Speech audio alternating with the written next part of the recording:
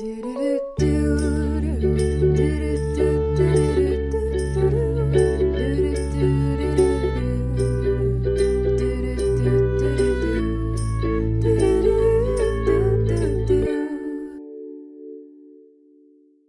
everyone, and welcome to my podcast. I have one of my best friends in the whole world with me today, and it's funny because we've been wanting to do an episode for like 10 years.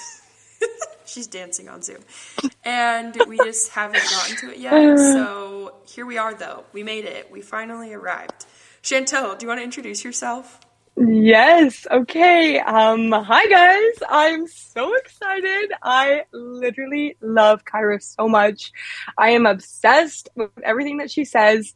And so when I found out that she was doing a podcast, I was like, I need to be her number one girl. I need to listen to everything. And every time I listen to her podcast, I just get so excited. So yeah, that's all you need to know about me. I'm just basically Kyra's biggest fan. So although I appreciate all of that a lot, I want them to know something about you.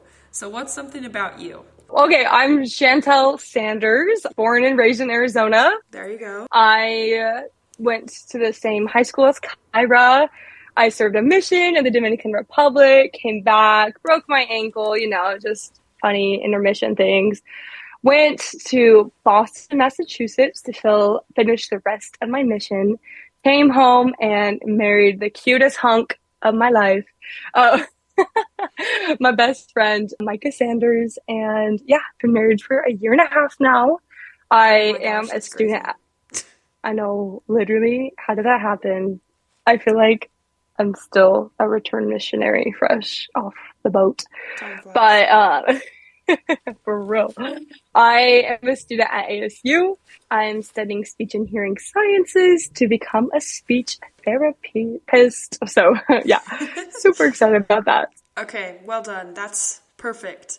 I appreciated everything that you said, and I value all of it. But I feel like if people know a little bit more about you, they're like, I'll give them a little more credibility. I don't know.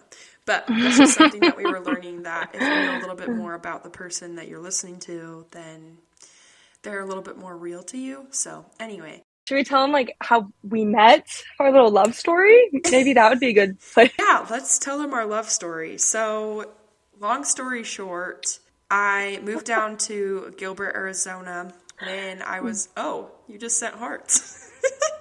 When I was 13, and when I went to Young Women, I remember the first time we met was at a girls' camp kickoff. Did you know that? Mm-mm. Yeah, first time we met was at a girls' camp kickoff. You were That's sitting... interesting. Well, I was going to say, I'll have to tell them when I first remembered you, because that's not what it was. But yeah, you go ahead. Okay, so maybe we met before then. But my first memory of you is at a girls' camp kickoff, and you were sitting in the row in front of me, and we were singing girls' camp songs or something, and you turned around, and it was it was that song about where you yeah, don't give me no. Oh shoot! Oh man, I know it. What it was. It's the milk song. Yes. Yeah. So it's the milk song. You put your hands together and you put your thumbs out, and you have to milk your partner. It's really strange. Yeah, all girls' camp songs are so weird. And so I remember you turned around and you had this big smile on your face, and you still had braces at the time, and you were holding out your hands with your thumbs, and I was like, that is actually the dorkiest introduction. That is hilarious. Did you forget Kyra. that? Oh, I do not remember this at all. That's so funny. That's my first memory of you. 100% in my brain. It's funny how the small moments stick out to some people and not to others. But yeah, you turned around. I milked your thumbs.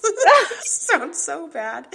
And then I was like, oh my gosh, this girl is so nice. I want to talk to her more. And we didn't really talk at all because at that time, because it was a girls' camp kickoff and they were talking about girls' camp and our parents were there. I mean, my mom was there, your mom was there, things like that. So we didn't really talk. And honestly, I don't really remember the first time we had a conversation. I just don't. But I do remember the first time I thought I met you. which I Yeah. feel like that was the first time, maybe. And maybe... That is the best first memory with someone. Oh my gosh, you saw me and you're like, this is a charity case. This weird girl, I could be her friend. It's fine. No, that's not what happened. I thought, oh, she's so nice to the newcomer. That's kind of what went through my mind. That's so funny. Yeah, I don't remember a ton about when we first met, but I do want to share a memory.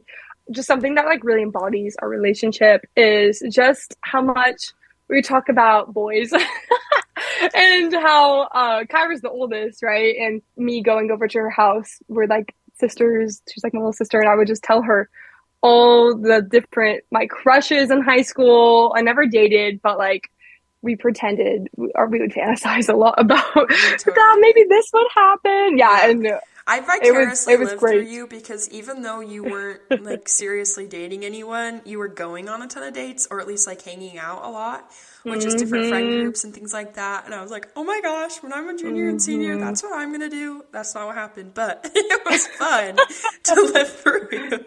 Yeah. So, also, at one point, I was the Beehive president and you were the My Maid president, and I remember that bonded us. Yeah, totally. I feel like some of my favorite memories too is just those young woman activities. I'm guessing your favorite, it was mine for sure. It definitely was such a fun one. Was our high adventure going to Moab, 100%. whitewater. Yes, so we whitewater rafted in what is it, like the Colorado River that's in Moab, Utah? I don't know. I'm not good at rivers. I don't actually know. But we had so many inside jokes. I feel like all the young women, we finally bonded. We had a big ward. There's definitely some like cliques that happen, just naturally that happens of big wards. But I feel like that trip really bonded us to the other girls, bonded us together. And yeah, so good. Seriously, so good. I just feel so blessed because I thought and think there was kind of a lot of drama at some point. And it was the worst thing ever. But I feel like I always had you as a best friend. And I would just like to state that so loyalty is huge to me, and you're one of the most loyal people I know. Oh, Kyra, that's so nice. No, I'm not kidding. When I think about loyalty and that trait, I always think back to our friendship because I sometimes was scared. Like, I made a connection with Chantel. We hung out. We talked. Is she going to treat me like we had that conversation and we became friends at Young Women's, or is she going to pretend that didn't happen? And I kind of had that for the first few times that we kind of talked and hung out. And then you always treated me like someone special. And I was like, okay, this girl's loyal. This girl cares. This girl loves me. She's going to apply that I'm, whatever. So anyway. Yeah, oh, that is so nice. Right back at you, Kyra. I think you're just amazing. And I love being with you. And we always can pick up like nothing's happened, even if there's a big gap. It's if so that's true. You at FSY, it's so serving true. a mission. Yeah. We can pick up like nothing happened. Yeah. Oh, you're the best. No, you are. So I asked you what topic you wanted to talk about today because I kind of like to give my guest the rundown or the power or whatever. And you wanted to talk about mourning with those who mourn. So I'm curious as to why you picked this conversation or why you picked this topic. What was going through your mind as you were kind of trying to decide? I feel like some of my favorite episodes on your podcast are just like the really real ones. I love as much as you can like tie in psychology with basically every episode. So I was thinking about that and thinking about like one of my favorites on yours is Name It to Tame It. Is that what the podcast is called? So good. Tame It, yeah. And I just think about how everyone goes through so much crap throughout their lives and how we have such a special opportunity as, members of the Church of Jesus Christ of Latter-day Saints to help out those individuals who are going through it. And I think especially like reflecting on my past year, and I feel like that is something that time and time again I just saw both receiving that help from other people, and also trying to be that person to help and reach out to other people as well. So I love those reasons, and I think that it's so important to talk about the deep stuff, which is why I started this podcast, and, well, one of the reasons, and why I like to talk about psychology things and stuff, because when you can help people connect and feel something, that's when it matters, and that's when things change. So, just so everyone knows, there's going to be some background noise. Don't worry about it. I'm in the garage. Anyway, so one of my favorite things about this covenant that we make to mourn with those who mourn, because it's one of the baptismal covenants, is to, well, you know, one of the lesser knowns, because there's like the original 4, that's like take upon his name, always remember him, keep the commandments, and then I guess I add endure to the end, which isn't like official, but one of the things that it also asks us to do is to mourn with those who mourn. And I love this idea of jumping into the trenches to mourn with people. So Chantel, I know that you had an experience that you specifically wanted to talk about, and that was pretty life-changing in the way that you approached mourning with those who mourn. So I'd love to hear about that. What was kind of the experience like, and what happened? Yeah, totally. And it's not just something that like changed my life. It's changed my marriage. It's changed the lives of many people. Back in April of 23, me and my husband were kayaking on the lake, the same lake that we had our first date, same lake that he proposed to me. And it's the same lake that we found out that my sister-in-law, my husband Micah's little sister Mason, passed away. So that day was crazy. I got a phone call from my brother-in-law, and he called me, and it was a quick call. And it's weird. We're close, but like not that close that he would just call me, not my husband. And that's when we got the news that Mason passed away in a car accident an hour or so earlier. I just remember like the world was spinning. I told him that he had to repeat that to Micah because I didn't want to be that person to give that news because he wasn't right next to me. So I gave him the phone, and Micah was asking if that was a joke, and which I already knew. I'm like, that, no, like, you're like, you wouldn't don't joke about that. You don't joke about that. Yeah. Yeah. I'm like, you guys have dark humor, but not that dark of a humor. And it honestly was from that moment, like even that specific time when we were on the lake, I still remember just happened to be my cousin was there with a whole bunch of her friends from the YSA having a lake birthday party.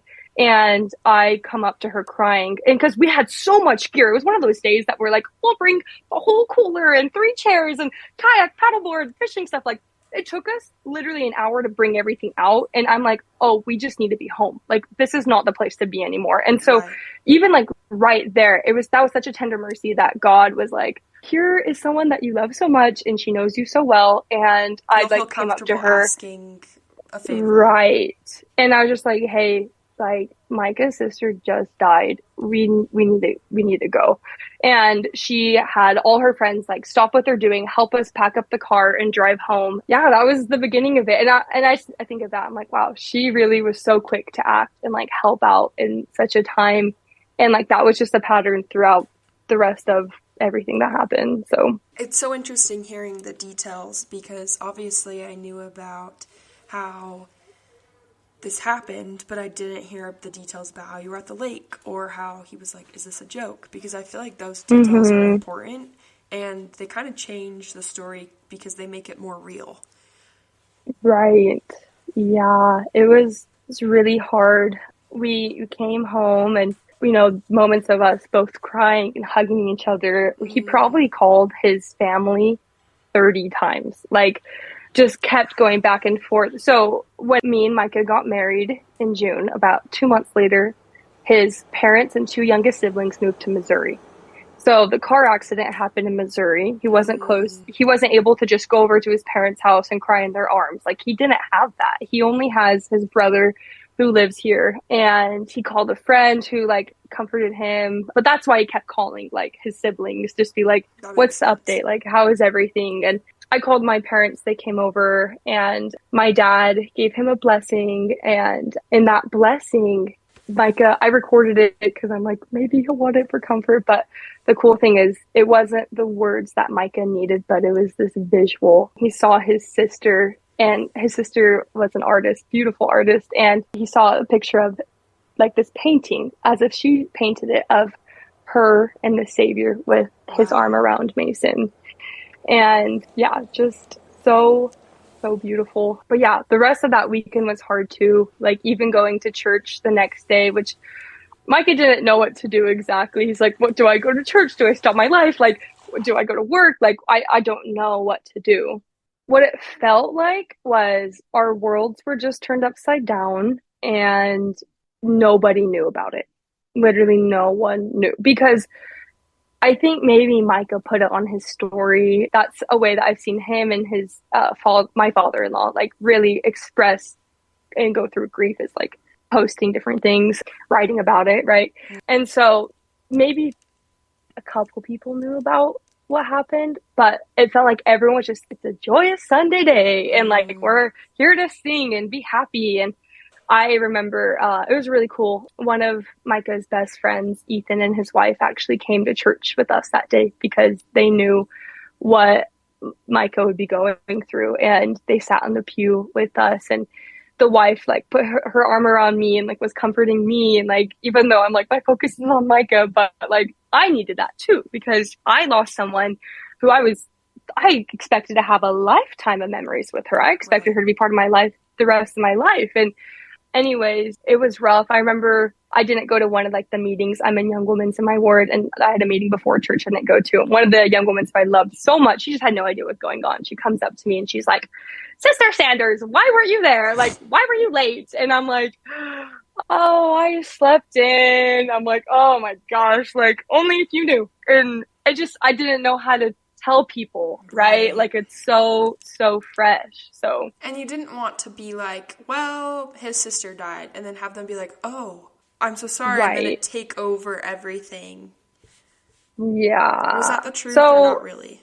Yeah, I didn't know how to say it, and I'm someone who I'm very particular when I say certain things. I'm gonna wait for a moment so I know they're listening to me, and like that they're not going to be like distracted with other things. So I'm like in the middle of like right after sacrament, everyone's talking to each other. I don't feel like that's the best time to like say that. Yeah, it was hard. We actually had a really sad experience with someone from like the High Council right after that. Part of the reason why Micah wanted to go to church was because someone from the High Council wanted to like meet with Micah, and we were like, oh, he's going to get a calling. And it was really strange how insincere he was. We met with him and we didn't say right off the bat, like, my sister died, but he was just like, how are the Sanders today? Like, and we're like, oh, we've been better, just very melancholy and obviously wearing it on our faces. And he's like, okay, great. We want to ask you to be youth counselors for this upcoming blah, blah, blah. And we just sat there and he's like, there's going to be lots of different meetings. It's going to be great. And you have to be very available. And Micah goes, well, I don't think so. Like, I don't know if that's going to work. There's a lot of like unexpected things that just happened. And the guy just was not picking up on any hints like that we were sad. And he's like, well, we would love you. You'd be so good at it. And Micah goes, my sister passed away yesterday. Like just tells him. And he goes, I'm sorry. Well, let me know. Like, if you guys want to do it, like, just total. Yeah, I know. Just awful, right? Anyways, smacked my mouth. Oh my gosh. Yes. Just so, I don't know. And it's hard too, because we were kind of expecting that he could be someone we could talk to, someone to counsel about with, right? And yes, these leaders in the church are not perfect, and not everyone's a therapist or anything like that, but we were hoping to get more sympathy than just that. Micah's like, we should get going. Like, he kind of ended it. And when we're walking out, the guy goes, hey, Micah, by the way, I knew about your sister. I'm sorry. What? I know. Yeah, it's wild. Micah goes afterwards. He had a lot of choice words to tell me as we're walking to the parking lot. And he goes, people literally leave the church for things like this. Oh, absolutely. And he's like, I know my faith isn't rooted in the leaders. I know it's rooted in Christ, but like, holy cow, that was rough. So yikes. That's a great example of how not to mourn with those who mourn. There was no mourning in there, actually. No. Yeah. My gosh. I'm sure in his mind he was like, oh, I'll cheer them up, which is just so stupid. Come on. Oh, dang. Yeah. And I think that's part of it. What you mentioned earlier is like, you need to get into the trenches with that person. You need to feel those feelings with that person. And you could even ask, like, is this a time you want me to listen? Or is this a time that you want me to change the topic? Do you want me to try to distract you, right? Because we needed that as well. That's huge. But like, not right then. Mm-hmm. That's a great point. Wow. Thank you for sharing that. That's deep and that's hard. May I ask, how old was she? So Mason was 19 and she was thriving too. She just started dating like the love of her life, just so head over heels over this guy. Gosh, and so real quick, this is like the cutest, but like also like heart-wrenching thing is the day that she passed away, her boyfriend Ben woke her up early and was just like, hey, let's go slow dancing in the living room. And they slow dance. And then he takes her on a morning date and like watches the sunrise, gets her gas, and they had no idea that would be her last day on earth. And I don't know, just like that gives me chills right now, just thinking how meant to be that was. And she was in love. She literally bought a house in Missouri. She was 19 years old, had her own property. She was like the manager of this Andy's ice cream place.